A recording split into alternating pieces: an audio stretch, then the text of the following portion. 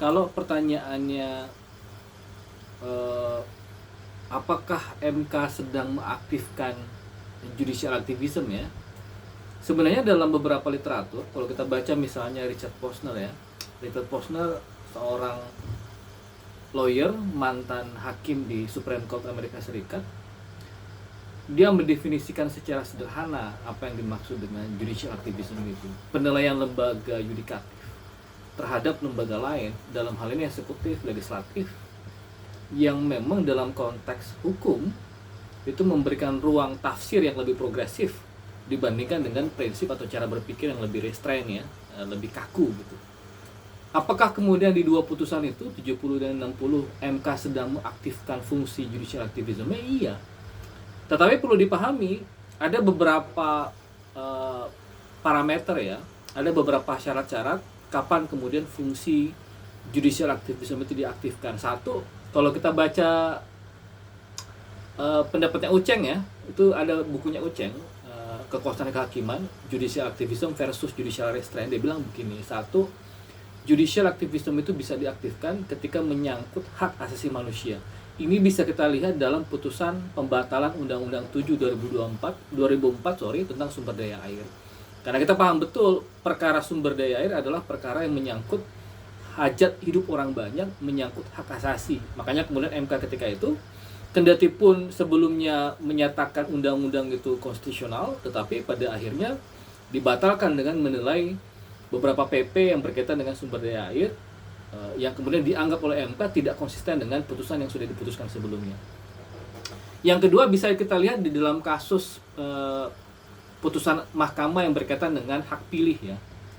Dulu ketika kita masih ingat form C7 itu yang digunakan sebagai syarat memilih itu kemudian bisa digantikan dengan KTP karena menyangkut hak asasi.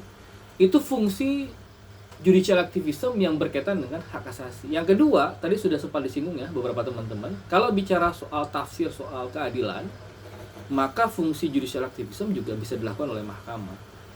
Apa konteksnya di dalam putusan 60 dan putusan 70 itu?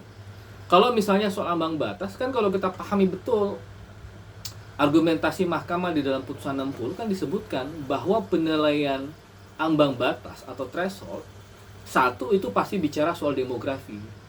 Sama persis ketika kita bicara soal calon perseorangan, kan basis penilaiannya mahkamah, apa yang sering disebut mahkamah sebagai batas penilaian yang wajar itu berdasarkan demografi. Yang kedua pasti berdasarkan keadilan, karena ada partai yang memiliki suara tetapi tidak punya ruang untuk mencalonkan calon di dalam pilkada. Itu menyangkut aspek ketidakadilan yang kemudian dirasakan oleh partai-partai yang urung atau tidak mendapatkan ruang di dalam proses pencalonan di dalam pilkada ini. Itu dua hal yang kemudian bisa menjadi basis landasan mahkamah di dalam mengaktifkan judicial activism itu. Jadi pertanyaan apakah mahkamah sedang mengaktifkan judicial activism itu, ya saya setuju dengan itu. Tetapi bukan tanpa kritik ya. Mahkamah juga tentu memiliki keterbatasan di dalam soal-soal putusan-putusan yang juga tidak konsisten. Saya setuju tadi. Ada banyak hal mahkamah tidak konsisten. Tergantung cara pandang kita.